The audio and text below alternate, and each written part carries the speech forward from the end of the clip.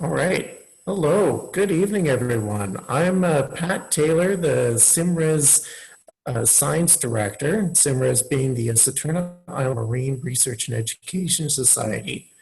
So welcome here this evening. This is one of our sessional talks through SeaTalks, where we're going to be talking about the sanctuary zone that we have right here off of Saturna Island in British Columbia. It's going to be a couple of researchers. Lucy Quayle, as a master's student, will be presenting her research that she's been carrying here on the island for the past many months on Saturna, looking into the impact of this sanctuary zone, both on the ecosystem here with regard to local marine mammals of the area and traffic that regularly impacts on them. Now, Lucy Quayle is a student in Dr. Ruth Joy's lab at SFU, where the main focus of her lab is on doing statistical ecology within marine ecosystems, in particular focusing on cetaceans and the impact that we have here in the Salish Sea. So without further ado, I want to hand it over to Lucy and let her begin her presentation on her research. Alrighty, thanks Pat for the introduction and to SIMRES for the opportunity to share my research with everyone. I really appreciate all the support I've had from SIMRES and from the locals of Saturna. So let's get started with what brought me here and why the waters around Saturna Island are so important. So, well, Saturna is located north of Boundary Pass and is used by many marine mammals, including killer whales, humpback whales, and other cetaceans. So over the last few decades, there have been significant changes in the number of sightings of these cetaceans in Boundary Pass and of course the Salish Sea in general. So these being that we have seen a large increase in both the humpback whales and the big killer whales. And we have had a large reduction in sightings of the southern resident killer whales. So due to the area's historical importance to the residents, these waters form part of the critical habitat of the Salish Sea. In 2019, a seasonal vessel no-go zone or interim sanctuary zone was implemented. So this zone aims to reduce vessel noise and physical disturbances by restricting vessels and fishing activity throughout the summer months, and is in place again this year from June to November. This area is also a very busy area for all types of vessels. So due to the proximity to the US-Canada border and the commercial shipping lane, there are many large vessels transiting through Boundary Pass. In 2019, Boundary Pass was included by the Port of Vancouver's Enhancing Cetacean Habitat and Observation Program in a voluntary commercial vessel slowdown trial. So this initiative aims to reduce the speed of the commercial vessels throughout this area with the aim to reduce underwater noise levels. The slowdown initiative is in place this year and so far has been very successful in reducing those speeds. So this year, as we all know, is a particularly interesting year, as not only does it have the interim sanctuary zone and the commercial vessel slowdown in place, but it is also the year of COVID. The COVID-19 pandemic has led to a substantial decrease in tourism, including the closure of the international border between Canada and the US. And this has affected recreational boating and commercial whale watching vessels. It's actually resulted in a complete absence of cruise ships this year and also a reduction of whale watching vessels in Canadian waters. So while the global pandemic has had many negative impacts to us, this may actually be a silver lining with that reduction in vessel traffic. So with all this in mind, my aim was to collect data on cetacean distribution in Boundary Pass to take advantage of these different conditions in 2020 and also to build on data collected in 2019 by Nicole LeBaron. My focus was to see what species were present in Boundary Pass in 2020 and see if this has changed from last year. I wanted to see what species were using the interim sanctuary zone, and also if these vessels were, and also more importantly, if the vessels were staying outside of the vessel no-go zone. And finally, I wanted to know if there had been a reduction in noise level in Boundary Pass compared to previous years with this reduction in the vessel traffic. So to answer these questions, my methods included visual observation, time-lapse photography, and underwater acoustic analysis. And using these multiple methods, it will allow me to build a bit of a bigger picture of what is going on both above and below the water and outside of my visual observation hours. So I'll begin with my first method and the most time-consuming method so far, and that is conducting visual observations. So my field site is shown here on the map. I have been located at East Point in front of the lighthouse for the summer, and my field site extends for 5 kilometers out into Boundary Pass. My setup includes a camera with a giant lens to capture photos for identification. I use a laser rangefinder to measure vessel distances, and of course, my trusty volunteer, Derek, who I could not have done half the work that I did without him. So to observe the whales and any vessels in the area, I have been using multiple techniques, including visual scans, monitoring boat activity using AIS, as well as through reports and updates from local citizen scientists and other researchers. So this is a great time to quickly introduce you to Eddie the Eagle, who has kept watch over us on the lighthouse tower nearly every day. It's also a good opportunity to remind you that though I have seen a lot of the locals on the beautiful blue sky days, but the summer was definitely not always like that. We had a very wet June and a bit of a windy August. Since arriving early June with the help of my partner Derek, we have done over 81 days worth of observations. And to put this into perspective, this means that we have done over 600 hours of staring out into Boundary Pass, just hoping to see a whale. So I will briefly touch on my other methods here, though I will be looking into this data after my fieldwork is complete. I will be looking at data collected from the SIMRES hydrophone based at Cliffside on East Point. One aim will be to analyse the broadband and cumulative noise levels from a set period of time this year and compare that to the 2019 noise levels. I will also use this information, we'll use the information collected from my visual observations and match my whale events to the collected hydrophone data. And so for my final method, in early June, I set up a GoPro camera that is set to take a picture from a consistent viewpoint every 5 minutes between sunrise and sunset. So this will provide a count of vessels in the area every 5 minutes, as you can see from this example, and provide information to validate the SIMRES hydrophone that is located in the same location. This method has also proven pretty helpful for whale detection, as on one particular day, it was able to detect over 5 whale events.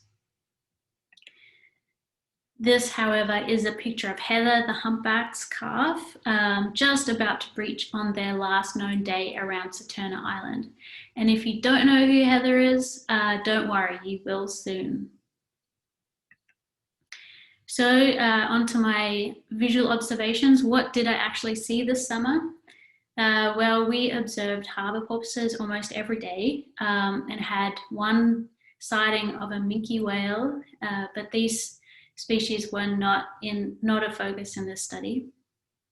The two main species that I observed were, of course, the humpback whale and the killer whale. So this is an overview of how many days per month that cetaceans were observed during my observation hours. The total height of the bar represents the total observation days.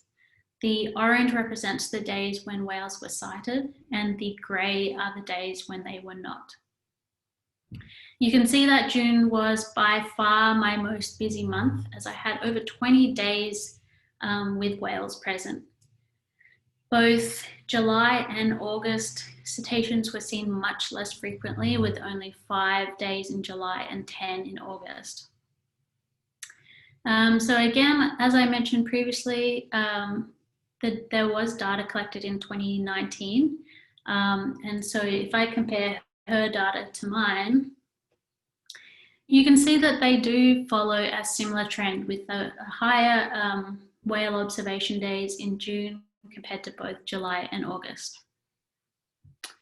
So let's break this down by species, starting first with the humpback whale. So just a bit of a background about these guys. Humpbacks can be seen in BC throughout the year, but are most commonly seen between May and October, as during the winter months, they generally migrate to their breeding grounds in either Hawaii or Mexico. It is it's only recently that the humpbacks have been returning to the Salish Sea after their numbers were severely reduced due to the commercial whaling industry.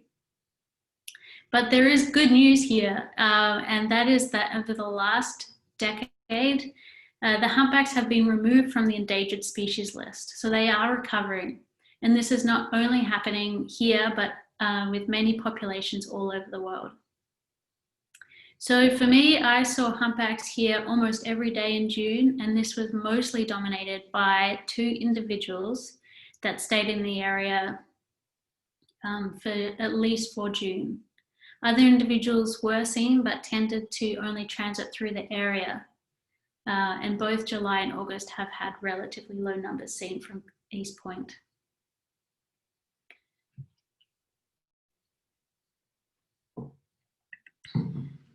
Alrighty, so I can't go 1 minute longer without telling you about our superstar Heather and her new calf of 2020.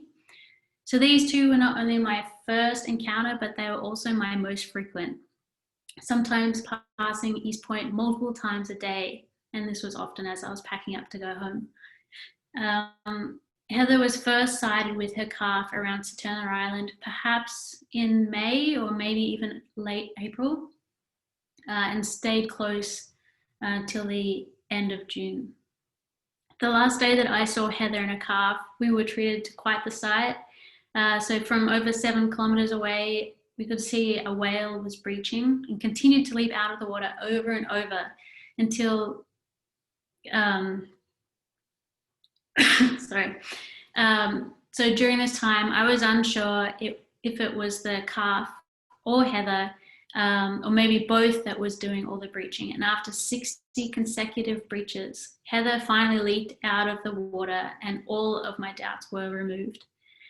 So the size difference between the two of them was absolutely enormous, not to mention the size of her splash. However, Heather and calf were not the only individuals that were seen from East Point. I managed to identify 6 other individuals. It is likely that there were many more that passed through during the time, but I was not lucky enough to see their tail, or perhaps they traveled at a time that I was not looking.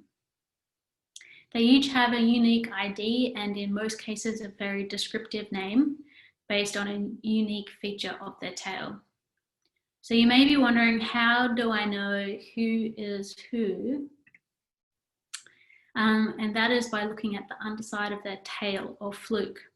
If they are considered to be similar to a fingerprint, and though they do change with age, they are consistent enough to be able to be identified over long periods of time.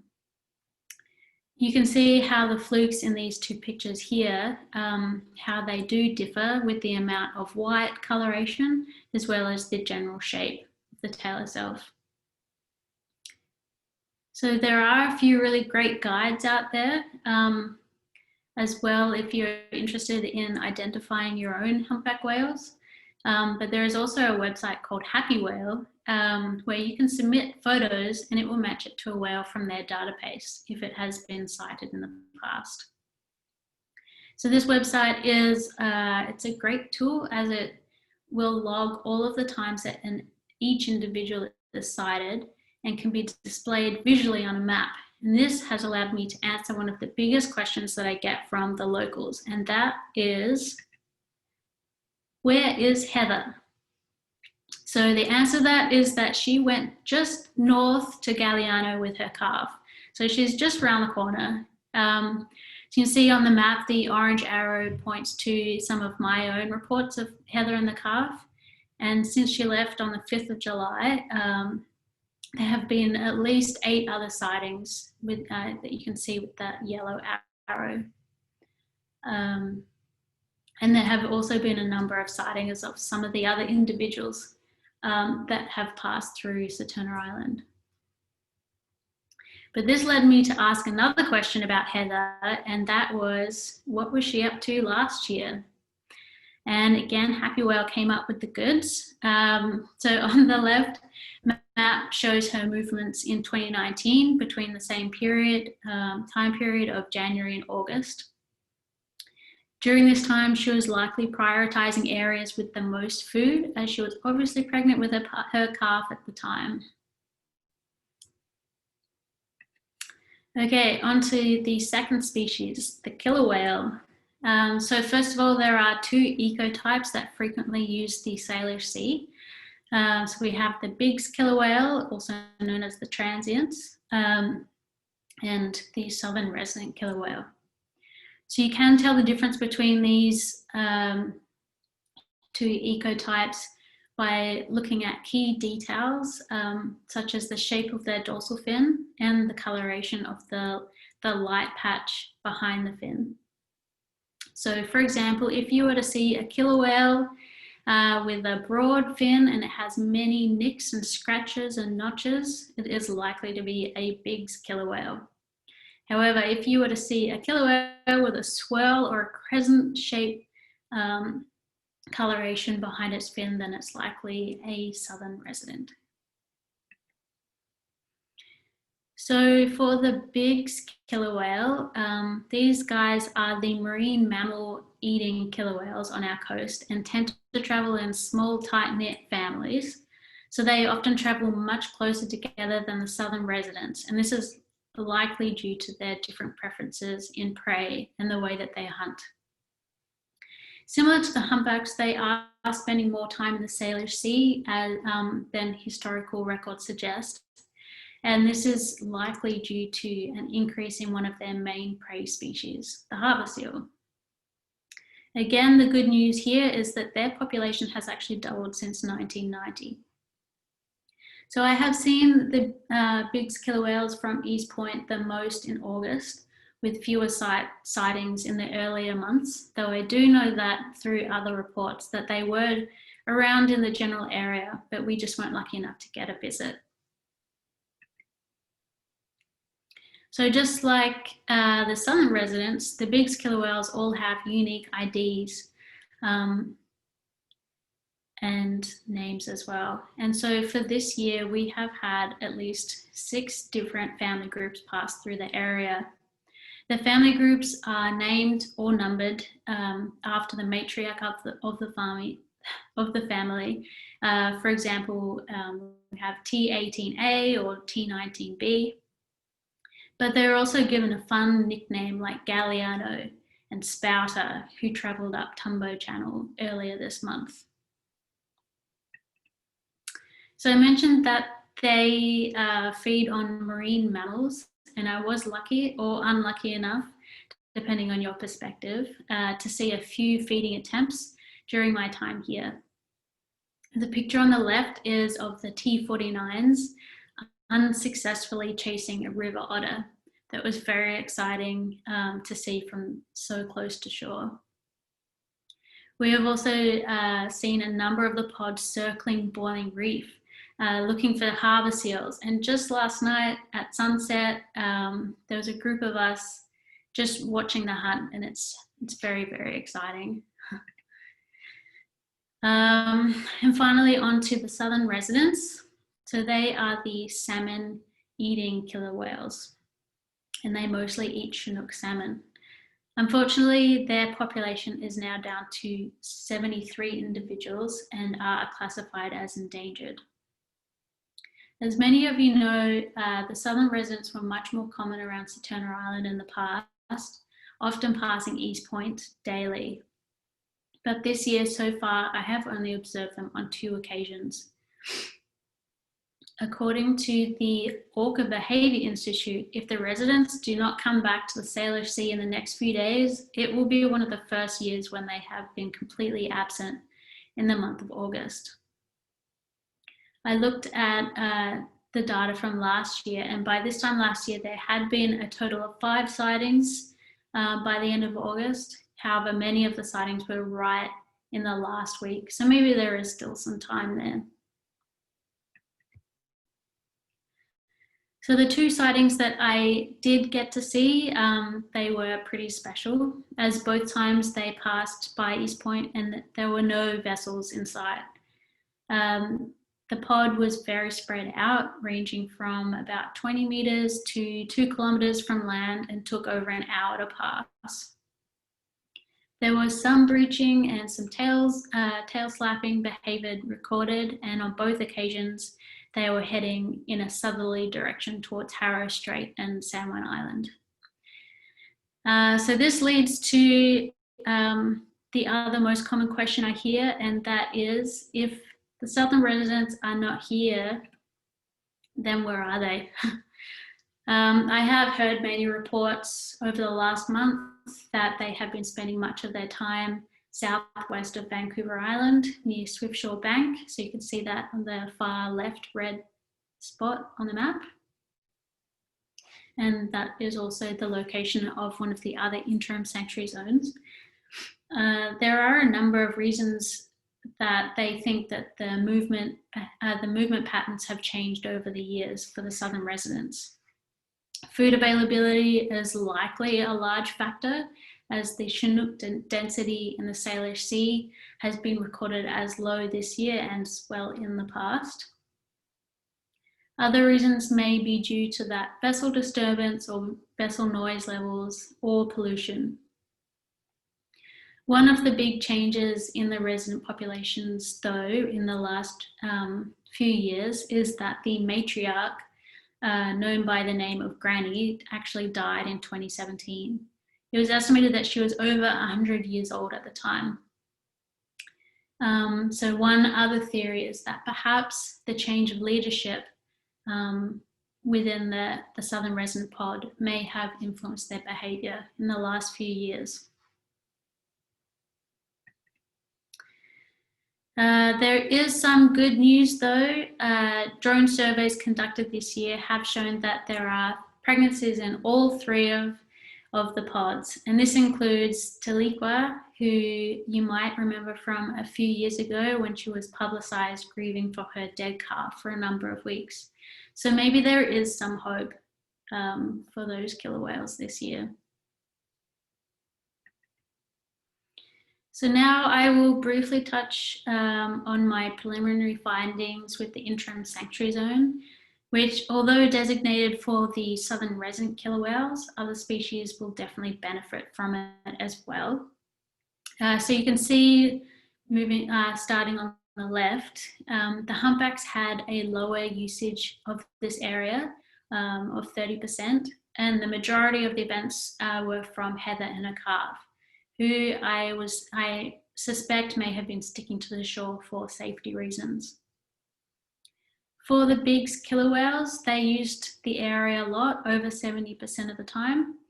And this is likely due to one of their main prey sources, the harbour seal, living right in the middle of the zone of Boiling Reef. And finally, onto the southern residents. They were seen to use some of the zone on both occasions. So while this graph shows 100% usage, it is important to note though, however, that the pods were so spread out that only a small portion actually traveled through the zone. I have also been recording boat movement through the interim sanctuary zone from my viewpoint at East Point. So this data was collected over a 2-week period in July and August, and show that so far the compliance for vessels is between 30 and 40% through this section of the interim sanctuary zone. So from my personal observations, it appears that education is the biggest reasons for vessels continuously entering the zone, as most boaters simply don't know that it exists.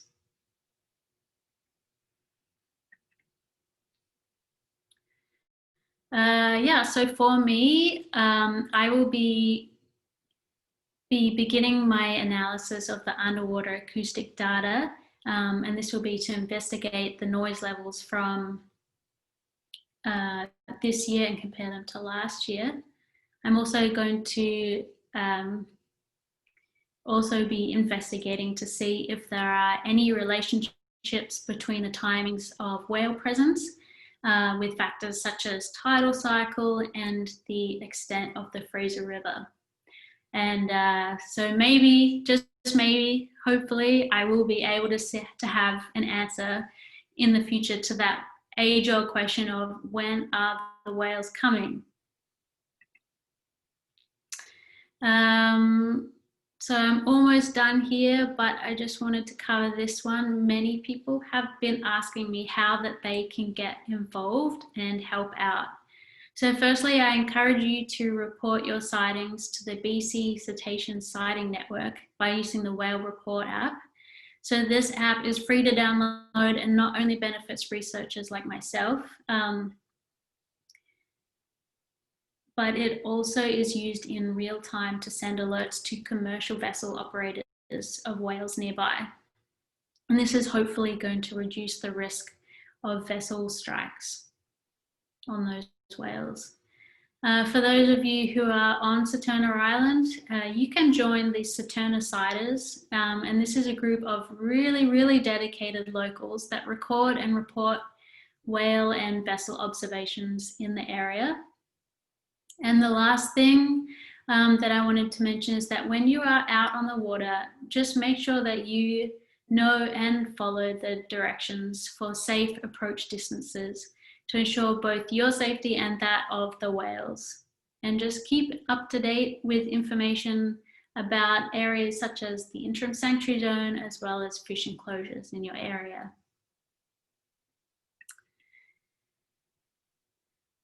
So to finish off my presentation, after spending over 500 hours not seeing whales, I have really come to appreciate all of the other wildlife in the area.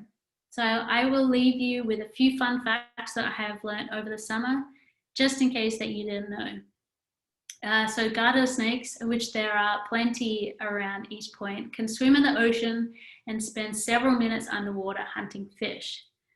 A single heron can eat over, well, at least 5 fish in the span of 15 minutes. And finally, elephant seals, though they're rarely seen in the area and have the face only a mother can love, can dive underwater for over an hour. And that's it from me. So thanks everyone for listening about my observations in a whale sanctuary. And I will now pass you on to Ruth Joy, my supervisor. Thanks, Lucy. Well, I'm just transitioning here. We'll let viewers know that there is both a question and answer panel for asking any questions. And if you prefer, I think there's a chat that's enabled. So feel free to ask questions. There was one question about collaborations with the US, which I'll get to a little bit in my talk. So hang on for that. And if I still haven't answered your question, I will elaborate. So I'm gonna focus today on data, different types of data that I've been using in the research that we do up at SFU, and building on the kind of data that Lucy's been collecting this summer. I'll be talking about visual data as well as acoustic data and some of the projects that we've been working on in the last few years. And Lucy gave a great introduction, so I don't want to, belabor the dire state that southern resident killer whales are in, but they have been recognized federally and protected in Canada since 2003, and also on the waters, US waters that are on the other half of the Salish Sea, and protected by the Endangered Species Act in US waters. So the whole of the Salish Sea is considered critical habitat for southern resident killer whales. And the most recent numbers, Lucy's saying 73. I'm not sure if one of those is the one in Miami, but anyway, the numbers have decreased since 1995 from 98 southern resident killer whales into either 72 or 73 southern resident killer whales. So that's a decline of 25 or 26 southern residents in 25 years. So something's going on, and people are very invested in the outcome of southern resident killer whales, and really want to understand why they're not flourishing in the Salish Sea. And so some of these types of questions are motivating the work that I've been working on. So physical harassment from boats is part of what Lucy's been working on and collecting data for. So that's part of the interim sanctuary zone, and the acoustic data that's being collected by SIMRES as well as other people in the Salish Sea. So underwater noise from commercial ships is thought to be one of the multiple factors that are posing a difficulty for southern residents to find food. And ship strike is something that is an obvious concern when so many commercial vessels and other high-speed recreational boats are coming through the Salish Sea. Other people are working on the collapse of the Chinook salmon, which seems to be a major concern for this ecotype of killer whale, and others at other institutions are working on toxins in the blubber of this top marine predator. So the top three, 1, 2, 3, this isn't in any order other than I happen to work on these three questions. And so I'll be talking quickly about some of that work today. So the first one the first study I wanted to start off on is just a paper that came out last year. It's about potential benefits of vessel slowdowns on endangered southern resident killer whales. And this is the result of the slowdown that happened in Harrow Strait starting in 2017. So initially the first year that this slowdown that Lucy mentioned as well included only Harrow Strait and was 60 nautical miles of water in prime southern resident killer whale habitat, and vessels were asked to slow down to 11 knots through that water. It was a voluntary slowdown, so the work that I was involved in was to build a simulation study to try and identify where and how we might anticipate the best place to do the slowdown, and what those speeds and participation rates might mean for southern resident killer whales. And so this is the work that I've been working on to try and understand how underwater noise could impact the foraging. opportunities for southern resident killer whales. And so it's based on the noise that commercial vessels make as they come through the Salish Sea. And the idea is that as vessels go slower, they make less noise. And so that should increase the opportunities for foraging for southern resident killer whales. And just for those of you who aren't experts in acoustics, just give you a brief introduction to how echolocation, or how killer whales find food. As you can imagine, the waters around the Salish Sea are somewhat murky. It's hard to see very far. And so killer whales have evolved a way to see underwater. And so they use echolocation underwater to find prey and also to navigate. And so here's a schematic of how echolocation works. And you can see in the image on the top part of the head of the killer whale, there's an arrow facing forward towards the fish. And there's air sacs just behind the melon of the head of the killer whale there. And those air sacs make noises, and by squeezing the air out, similar to how you can make a noise if you squeeze the air out of,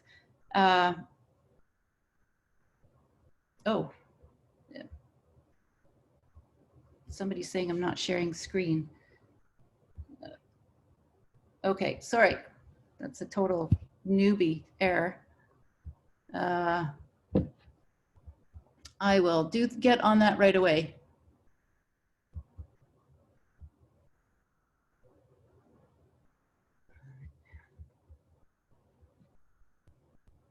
I apologize for that.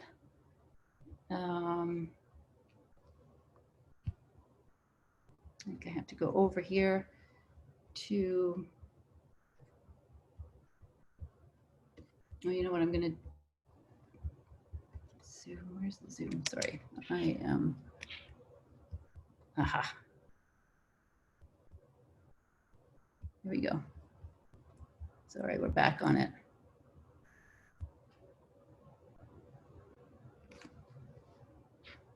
Okay, well, I'm going to assume that you all had a wonderful view in your heads of everything I've talked about.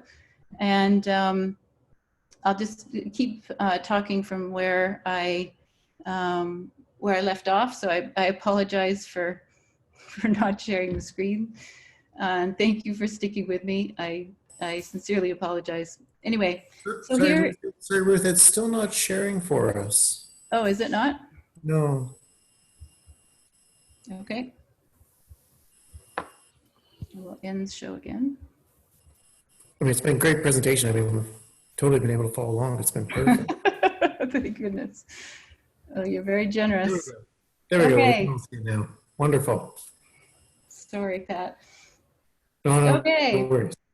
Are we okay to start going from where I left off? Does that seem like the sort of triage approach here? I'm going to assume so. Okay, cool. Okay, so just to make sure we're all on the same page, given you haven't seen any pages yet, what I was talking about was the vessel slowdown in 2017, and my simulation models that we built in order to, before the slowdown happened, in order to assess what might be the outcomes, and then again afterwards to assess what were the realized outcomes.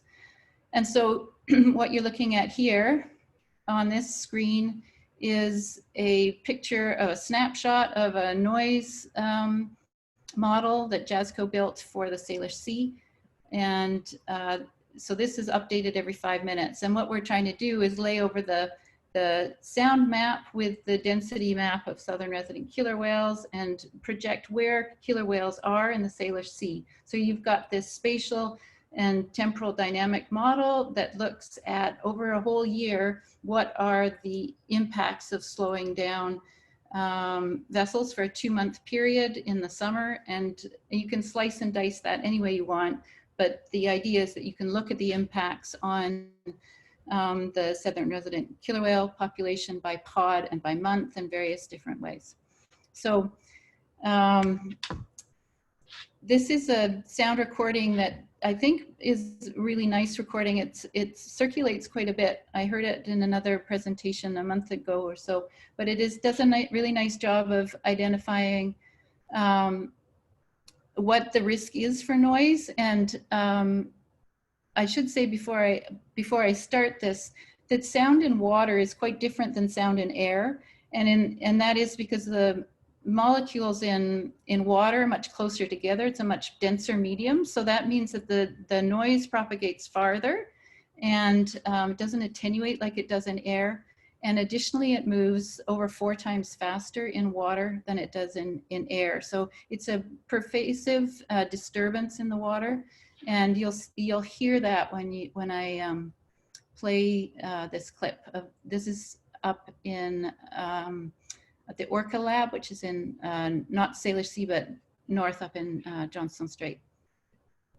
Oops, now I'm gonna have to go back. Here we go. Doesn't want to go back. Here we go. So the first part of it is just natural sounds of killer whales communicating.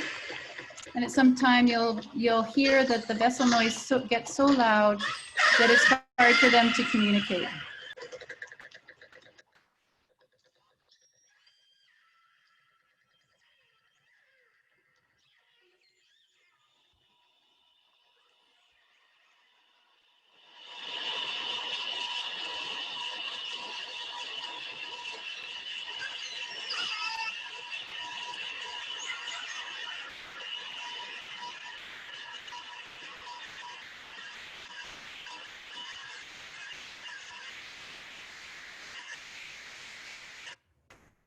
Okay, that's enough of that.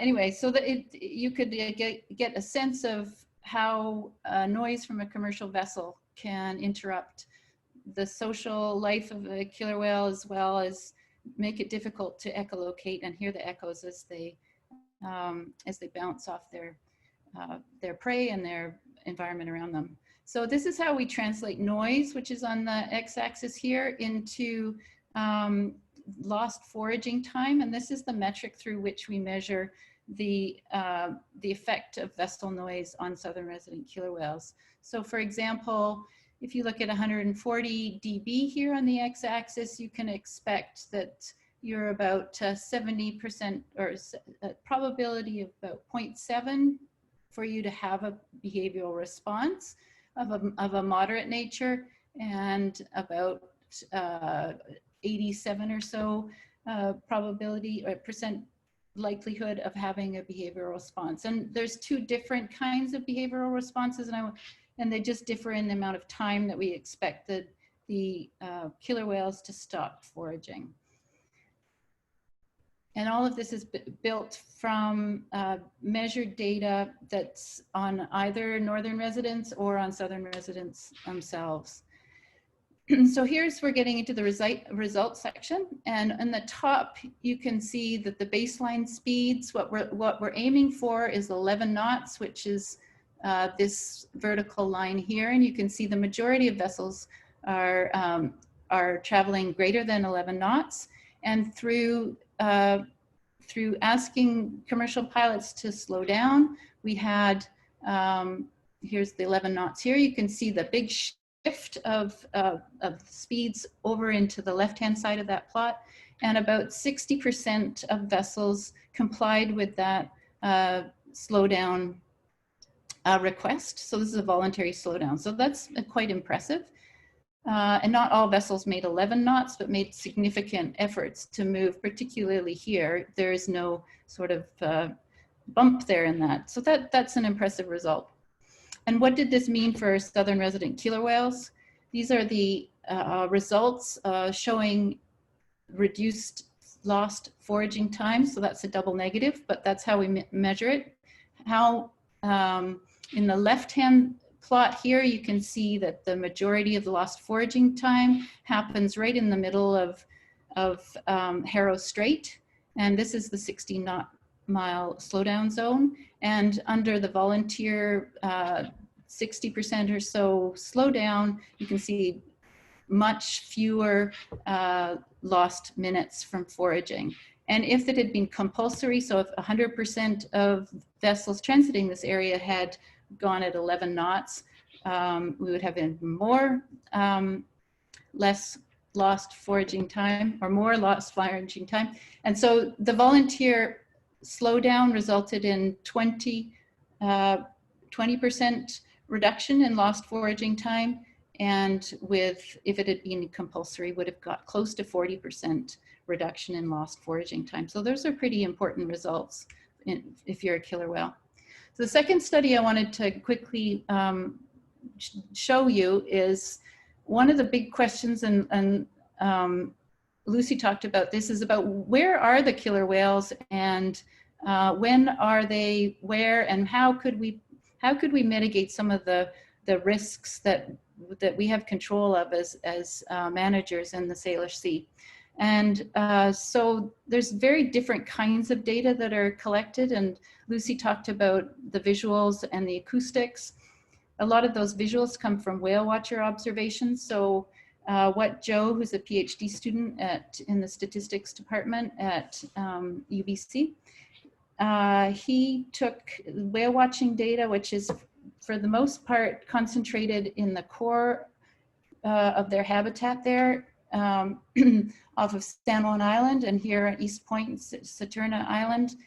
And very different data exists on the west side of Vancouver Island. So in this area here, you can see all the DFO effort tracks in black, where the 60,000 kilometers of DFO track lines. And the sightings are shown in red here. So there's 156 southern resident killer whale sightings for 2,887 track lines of effort. So what's nice about the West Coast data is that there's effort associated with it.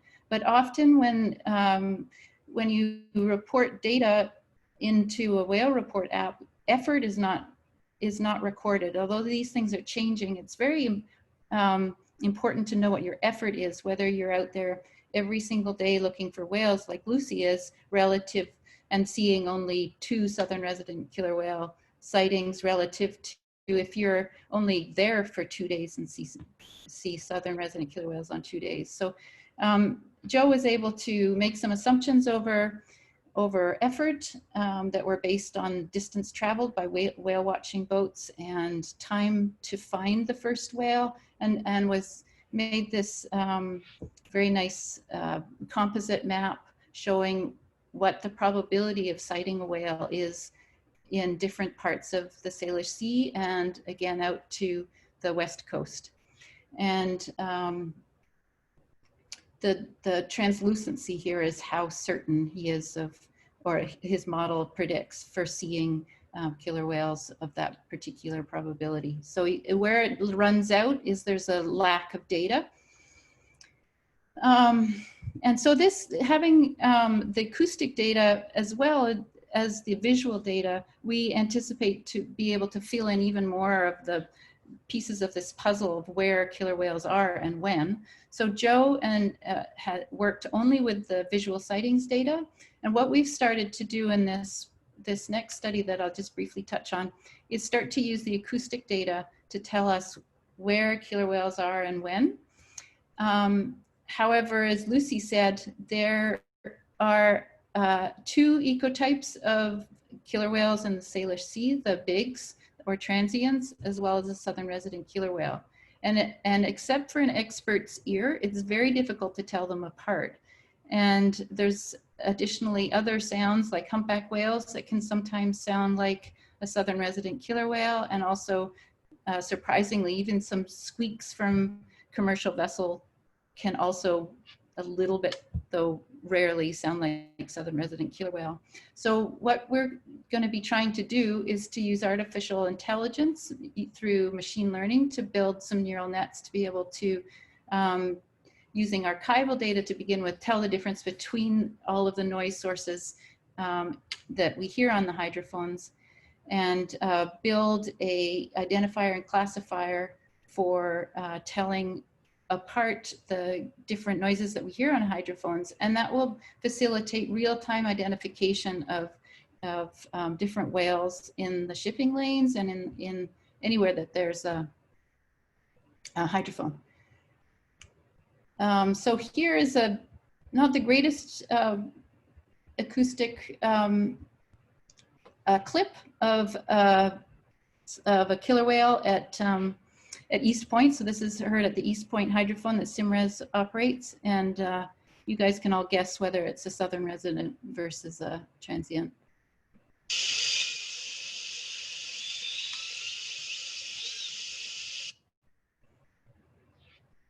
You can write your guesses in the chat. Oops. Okay, so moving on, you only get to hear it 1.5 times. This is a spectrogram on the left. So this is how we translate that noise into a visual. And then the machine learning algorithm works on the spectrogram or the visual to translate the picture of that sound into identifying and classifying which ecotype or which species of whale versus if it's a commercial vessel or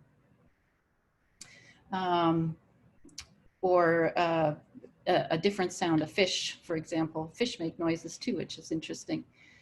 So the goals of this project are to build an open source, deep learning based whale detection and classification software so that anyone who's working on acoustics in the Salish Sea will be able to use the machine learning or the deep learning algorithms on their hydrophones.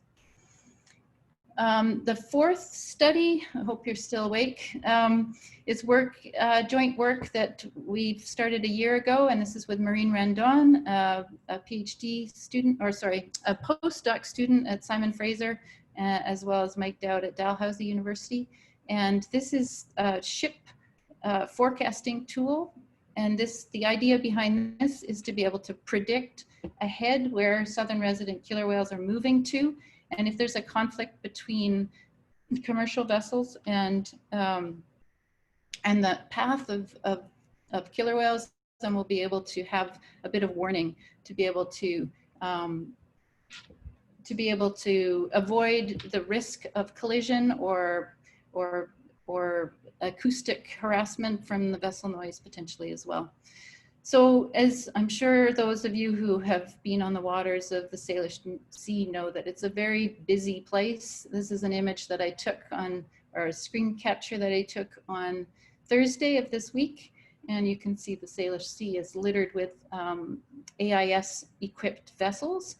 And so this is an image from the marine traffic site showing how busy it is. And so if you're a southern resident killer whale in this ocean, there's a lot of vessels to avoid and a lot of traffic that's in your habitat. So the idea behind this, as I said, was to predict forward in time. So this is a Bayesian state space model, and I don't want to get into the details with you because I surely will put you all to sleep, but I just want to give you sort of the idea behind it. And I think that's a simple enough idea. And so when you get an observation, let's think that blue dot there is an observation. There are particular pathways that are possible if you're a whale. So if you go onto land, you know that's not possible. So that is not a possible whale pathway. So the idea is you use a movement model to predict where a whale could possibly move in its next, at the time frame in which you're interested in. So in this case, I predicted possible whale pathways, but I have just done it using a movement model that says, given that I'm already moving into the Salish Sea, I'm more likely to keep moving into the Salish Sea, but there is some probability of moving backwards.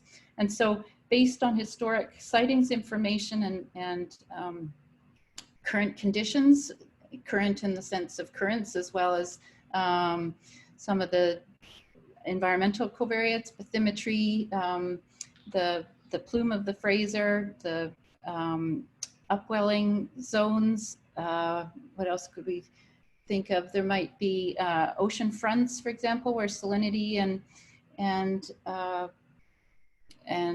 sea surface temperature are creating fronts. So there's all kinds of oceanographic data that we can use to inform where that whale is likely to go. And so once we prune out even more unlikely pathways, you're left with sort of a a prediction, a zone, and it's quite faint on here, but the idea is similar to that of a hurricane. So where you have an observation of where a hurricane is and you predict forward in time where you think that hurricane will go for the next day. So it's a similar concept to weather forecasting, where things will move given the environment and various dynamic and static factors that influence movement of a hurricane. So you can think of a pod of killer whales as a hurricane moving in. Here's a very quick schematic of it, and showing the state space model and how that works in pseudo real time. So that's just the pod moving in through the Salish Sea and how this might work, the conceptual idea of it. Sorry, you only get 1.5 of that. Okay, so I'm just going to quickly end show and take you over to this forecasting tool that we're building. So this is what we call a Shiny app, and it's a live tool, so you can zoom in and out. And for those of you who are listening in from other parts of the world, this is what we call the Salish Sea here, somewhere between Vancouver and Seattle. These are busy ports because, of course, there's big cities. And so the Salish Sea, if we zoom in here, you'll see it's characterized by this deep canyon that comes through past, this is Saturna Island here, where Lucy's, well, we can go in even farther. Here's Lucy on the tip of East Point. And this is a slowdown zone for Boundary Pass. This year and last year, the slowdown extended from here's San Juan Island. So this is Harrow Strait here, turn the corner, turn point, and continues through Boundary Pass. And so the idea is that we'll be able to put the killer whales onto this map and predict its movement through using all kinds of variables that I mentioned when I was talking about earlier. And I just want to quickly show you where the critical habitat is. Lucy talked about where the whales were for the month of August. So out here in La Perouse Bank is this newest critical habitat. So the killer whales seem to be out here in August. But this is the Canadian critical habitat here that you're seeing on the map. I haven't shown the American, but there's equivalent critical habitat on the American side. And just to show you where the shipping lanes are, here's the shipping lanes that come into the Salish Sea. And you can see there's a lot of shipping lanes that serve both Seattle and Vancouver. So I'll take the critical habitat off just so it's not too many things showing at once. And I'm probably making you a bit seasick, zooming around. So here we are, here's Boundary Pass, here's Harrow Strait here. I'd like to show you also a picture of hydrophones. So here's some of these are hydrophones. Many of these are not active anymore. So some of these are historic hydrophones, but the idea is that potentially some of these hydrophones could contribute observations of killer whales in real time and contribute to the forecasting tool so that we have not just the visual data coming in, but the hydrophone data.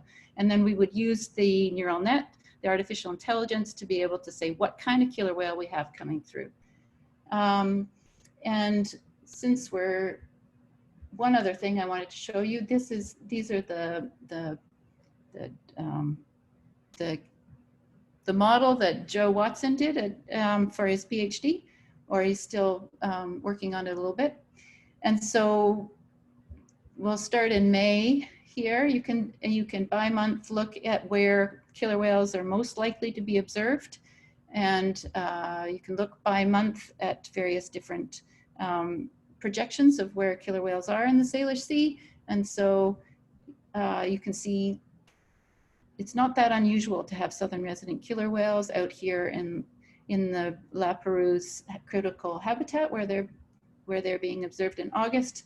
And here we are here at Lucy's spot, and here's Harrow Strait. So I'll just go quickly back to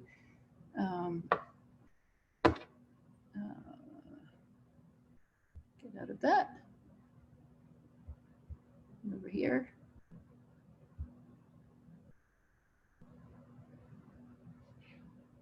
Okay. And just summing up what I talked about, what the kinds of work that we're doing with this both visual and acoustic data.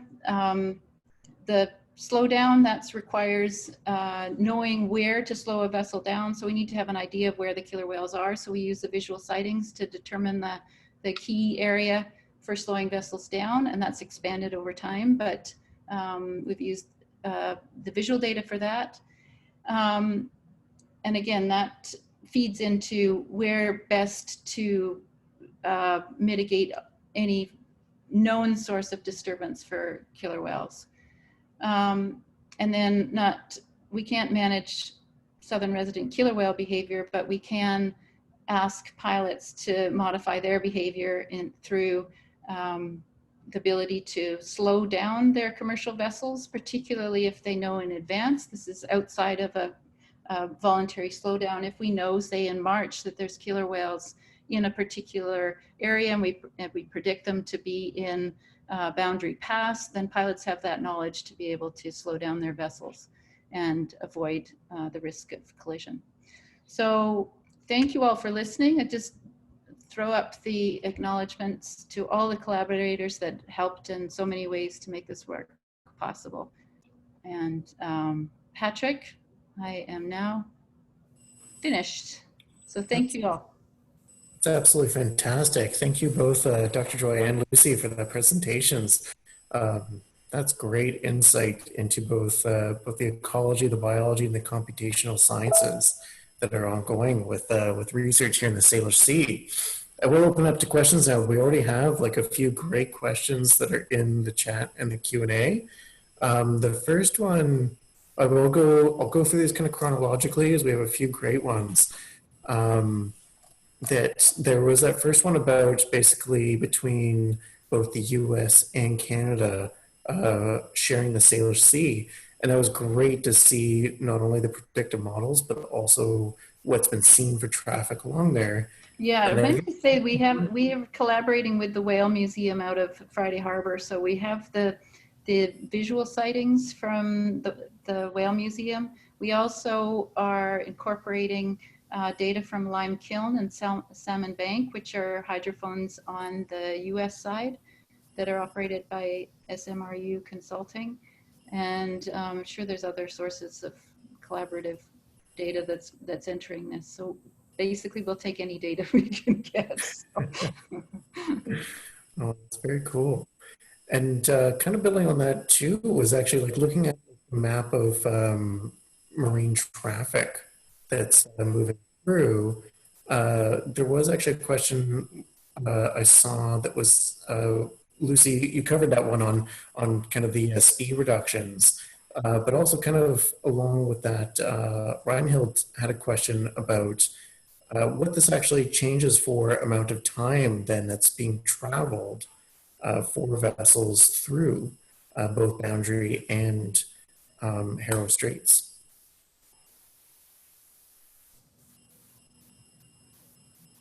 I can maybe answer that one.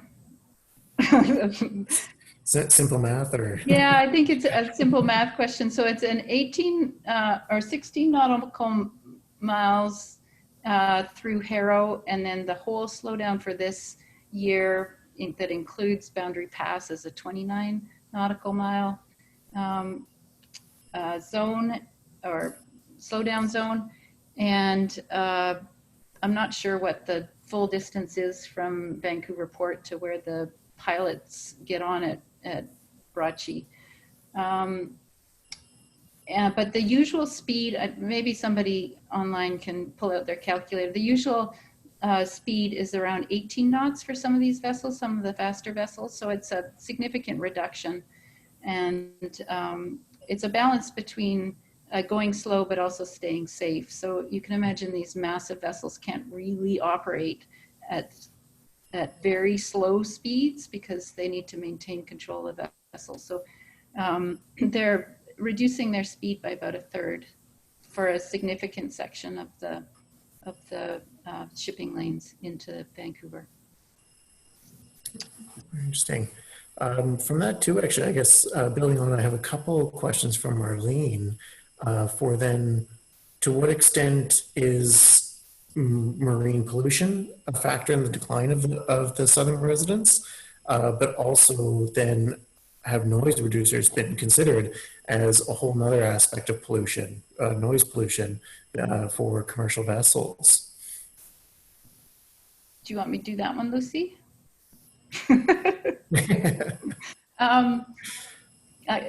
Right of first refusals for Lucy. So the number one concern for southern resident killer whales is the decline in Chinook salmon. Closely, or maybe not so close, if you don't have food available to hunt, then that's obviously the most critical concern. Ship noise makes it harder to find the salmon when they're there. So it's considered the second most significant impact on southern residents, and PCBs and the other toxins that are in the water is the third. And this may change over time. This is sort of current state of the science. As we learn more about underwater noise, we will be doing more science to try and understand it better and the impacts of it. But it acts both through behavioral responses, so stopping foraging, sort of like a physical avoidance response by moving away from a passing vessel. And if that passing vessel is going through prime Chinook habitat, then that means you're not accessing your fish. But also, similar to that noise clip that I played, it makes it impossible to hear the echoes. So that's masking, which is another way through which noise can impact southern resident killer whales. And I don't want to hazard what percent noise is responsible relative to salmon versus, it all depends on how many salmon are out there, and everything else flows downhill from that. Still a massive unknown on that. Yeah. Sorry, and one other actually, it was great to see too, like again with like the trafficking and everything with that. There's a great question from Roy here about like both you guys showed the range of the southern residents, but pointing out where do we know where they winter? Like, where do these snowbirds go? That's a Lucy question. Yeah, so I do know that they've been sighted as far south as California, and that they can go as far north as Alaska. But I am kind of assuming that they are probably going to go where the salmon is, wherever that is at whatever time. It's I guess it's hard to track them during the winter because they can have such a large range. So I guess there is some unknown there as well. Again, more data needed. And lastly, we have one good question here about just kind of, this would actually kind of fit well to Dr. Joy, your predictive models about potential paths between islands that would be vessel free for the whales. That's kind of very much hitting along that line about stewardship. And also kind of management about where vessels actually go, as it's pointing out here, vessels to use a different route altogether. How would the whales adapt to this? So I guess the shipping lanes is an international agreement. So changing a shipping lane it's beyond sort of anything that I can comment on. But if we're talking about recreational vessels, similar to an interim sanctuary zone, I think that's exactly what an interim sanctuary zone is trying to achieve, is to create an area where not just southern resident killer whales, but all the cetaceans, pinnipeds, marine mammals, and presumably other lower trophic levels as well are free from commercial and recreational traffic. So making it quieter, but also removing the physical disturbance of having ships and vessels in that water. And yeah, I guess as we learn more about how to increase compliance, and as we learn more about how to do outreach about interim sanctuary zones, then perhaps an entire zone between islands might become possible. Wonderful. Well, with that, actually, thank you very much, both Lucy and Dr. Joy. Thank you so much for all your research that you've done here, as well as presenting it tonight. This has been fantastic. Again, this has been a great insight into all the biology and computational predictive methods that are actually being put into what's going on with our ecosystems here. So thank you again so much for presenting and talking with us tonight. And thank you everyone for attending tonight for the SIMRES talk. And please keep an eye out on ctalks.ca for future talks that will be presented both in person and via Zoom. We're going to be pursuing this. So thank you very much and have a good night, everyone.